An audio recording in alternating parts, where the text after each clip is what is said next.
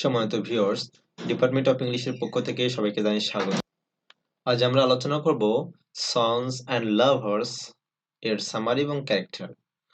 চলুন শুরু করা যাক। প্রথমে আমরা ক্যারেক্টার নিয়ে আলোচনা করব এবং মেইন ক্যারেক্টার গুলো একটু সংক্ষেপে আলোচনা করব, দেন আমরা সামারিতে যাব। তো প্রথমে দেখুন আছে পল মোরেল। পল মোরেল হচ্ছে উপন্যাসের প্রোটাগনিস্ট। তার বড় ভাই উইলিয়াম মারা যাওয়ার পর সে মায়ের সব থেকে পছন্দের সন্তানে পরিণত হয়। তার বড় ভাই মারা যাওয়ার পরে এই পল মোরেল হচ্ছে সবচেয়ে পছন্দের সন্তান হন। পরে উপন্যাস জুড়ে পল মা এবং নিজের প্রেমিকাদের মধ্যে ভালোবাসার সুষ্ঠু বন্টন করতে গিয়ে ঝামেলা পোহায়।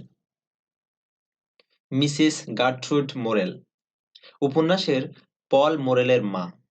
হাজবেন্ডের সাথে সম্পর্ক ভালো না হওয়ায় তিনি সন্তানদেরকেই তার পুরো জীবন বানিয়ে ফেলেন।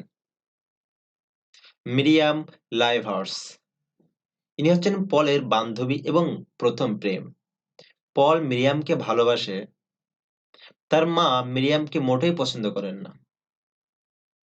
ক্লারা ডাইউস ক্লারা ডাইউস পলের দ্বিতীয় প্রেম। পলের সাথে তার একটি আবেগের সম্পর্ক তৈরি হয়।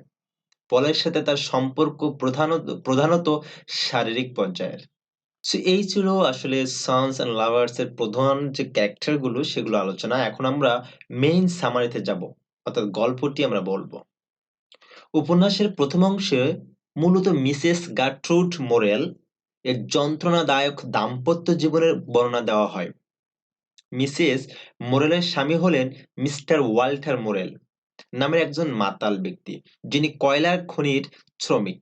মিস্টার ওয়াল্টার মোরেল এবং মিসেস মোরেল তাদের সন্তান সহ পুরো মোরেল পরিবার ইংল্যান্ডের ওয়েস্টউডে থাকেন। স্বামীর সাথে মিসেস মোরেলের মাঝে মধ্যেই ঝামেলা হয় এবং কিছু ক্ষেত্রে বেশ কষ্টদায়ক পরিণতির মাধ্যমে এইসব ঝামেলার সমাপ্তি হয়। কখনো কখনো তাকে শারীরিকভাবে নির্যাতন করা হয় এবং কখনো কখনো তাকে বাড়ির ভেতরে থাকতে দেওয়া হয় না। হাজবেন্ডের সাথে এরকম বিচ্ছিন্ন অবস্থায় মিসেস মোরেল তার সন্তানদের, বিশেষ করে তার ছেলেদের মধ্যে শান্তি খুঁজতে থাকেন। মিস্টার এবং মিসেস মোরেলের 4টি সন্তান ছিল। প্রথমে উইলিয়াম, এরপরে একমাত্র মেয়ে অ্যানিনি, তারপরে পল, আর সর্বশেষ আর্থার। বড় ছেলে উইলিয়াম তার সবথেকে বেশি পছন্দের তালিকায়, এর পরেই আছে পলের নাম। সীমাবদ্ধ না থেকে অন্য রূপ নাই। উইলিয়ামের গার্লফ্রেন্ড যাই বলেন না কেন, লুসি লেলি ডিনেস ওয়েস্টার্ন তাদের বাড়িতে আসলে মা খুব কর্কশ ব্যবহার করেন। মিসেস মোরেল অনেক কষ্ট পান যখন উইলিয়ামকে চাকরির জন্য লন্ডনে যেতে হয়। কয়েক বছর পরে উইলিয়াম অসুস্থ হয় এবং মারা যায়। উইলিয়ামের মৃত্যুতে মিসেস মোরেল চরমভাবে ভেঙে পড়েন এবং বাকি সন্তানদের উপর থেকে তার যে মনোযোগ একেবারেই চলে যাওয়ার অবস্থা হয়, যতক্ষণ না তিনি অর্থাৎ পলতে হারাতে বসেন। অর্থাৎ যে পল আছে, আপনার যে পরবর্তী সন্তান, মেজর সন্তান, যতক্ষণ না পলকে হারাতে বসেন, অর্থাৎ এর হচ্ছে শেষ বর্ষ হচ্ছে পল। এরপর থেকে পলেই মিসেস মোরেলের মনোযোগের কেন্দ্রবিন্দু হয়ে যায় এবং তাদের মধ্যে একটা গভীর অবিচ্ছেদ বন্ধনের সৃষ্টি হয়। পল তার একটু কুঠির কিনে লাভ উপভোগ করার জন্য। তারপর পল মিরিয়াম লাইভার্স এর প্রেমে পড়ে।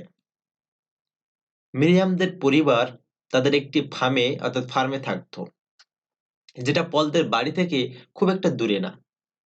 অনেক বছর ধরে পল এবং মিরিয়ামের মধ্যে একটা ঘনিষ্ঠ এবং পুরোপুরি প্লাটনিক, অর্থাৎ শারীরিক বিষয়সমূহ পুরোপুরি বাদ দিয়ে যে ভালোবাসা হয় তাকে বলা হয় প্লাটনিক। এই প্লাটনিক সম্পর্ক চলতে থাকে।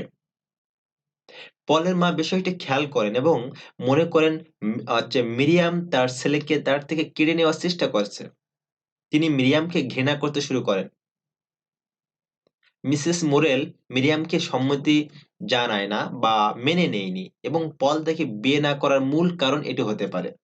অর্থাৎ যে আপনার যে প্রেম করছে যার সাথে, সন্তানের মা তাকে মেনে নেয়নি। আর এই কারণে হয়তো পল, অর্থাৎ যে আপনার প্রোটাগনিস্ট, ইনি হয়তো বিষয়টা, অর্থাৎ তার মার অনুপস্থিতিতে বা তার মায়ের অনুমতিবিহীন তাকে হয়তো বিয়ে করতে চাচ্ছিলেন না। মিরিয়াম মিরিয়ামের মাধ্যমে পলের পরিচয় হয় ক্লারা ডাইউস। অর্থাৎ ক্লারা ডাইউস কিন্তু আরেকজন ব্যক্তি, প্রথমে আমরা আলোচনা করেছিলাম ক্লারা ডাইউসের সাথে। ক্লারা হচ্ছে একজন সাফ্রাগেট। মহিলা যিনি আন্দোলনের মাধ্যমে ভোটাধিকার পাওয়ার প্রচেষ্টা করেন এবং হাসব্যান্ডের সাথে তার সেপারেশন হয়ে গেছে। ক্লারার সাথে যখন পলের ঘনিষ্ঠতা হয় এবং মিরিয়ামের সাথে তার সম্পর্কের কথা শুরু করে, তখন ক্লারা ডাইউস তাকে বলেছিল যে তাদের প্রেমকে সম্পূর্ণ করার কথা বিবেচনা করা উচিত এবং তারপর সে মিরিয়ামের কাছে ফিরে আসে এটা দেখতে যে সে এখন কিভাবে তার প্রতি অনুভব করে। যাই হোক, তারপর পল এবং মিরিয়াম একত্রে ঘুমায় এবং অল্পে সুখী হয়, কিন্তু কিছুক্ষণ পরেই পল তাকে বিয়ে না করার সিদ্ধান্ত নেয়। তাই সে তার সাথে সম্পর্ক বিচ্ছিন্ন করে। মিরিয়াম এখনো অনুভব করে যে তার আত্মা তার অন্তর্গত এবং কিছুটা অনিচ্ছায় সম্মত হন। সে বুঝতে পারে যে তিনি তার মাকে সবচেয়ে বেশি ভালোবাসেন। পলের প্রথম প্রেমিকা মিরিয়াম তার কাছে স্পিরিচুয়াল লাভ চেয়েছিল, আত্মাধিক লাভ যেটাকে বলা হয়। কিন্তু মায়ের আপত্তি এবং ফিজিক্যাল লাভ না পাওয়ায় সে তাকে ত্যাগ করে। মিরিয়ামের সাথে সম্পর্ক বিচ্ছেদের পর মিরিয়ামের বিবাহিত বান্ধবী ক্যালারা ডাউস এর সাথে সম্পর্ক তৈরি হয়, যে হচ্ছে ব্যাক্সটারের স্ত্রী। এটি মূলত ছিল সেক্সুয়াল রিলেশন। সাথে, সাথে সে আসে। সো ক্যালারাডাইউস তার স্বামীকে তালাক দিতে চাইতো না। আর সেজন্যই তারা কখনো বিবাহ করতে পারেনি। তারপর একসময় পলের মা অসুস্থ হলে সে খুব মর্মাহত হয়। সে তখন তার সেবায় বেশি সময় ব্যয় করে। অবশেষে যখন সে মারা যায়, তখন সে বিরক্ত হৃদয় এবং মিরিয়ামের চূড়ান্ত আবেদনের পরে উপন্যাসের শেষে একা চলে যায়।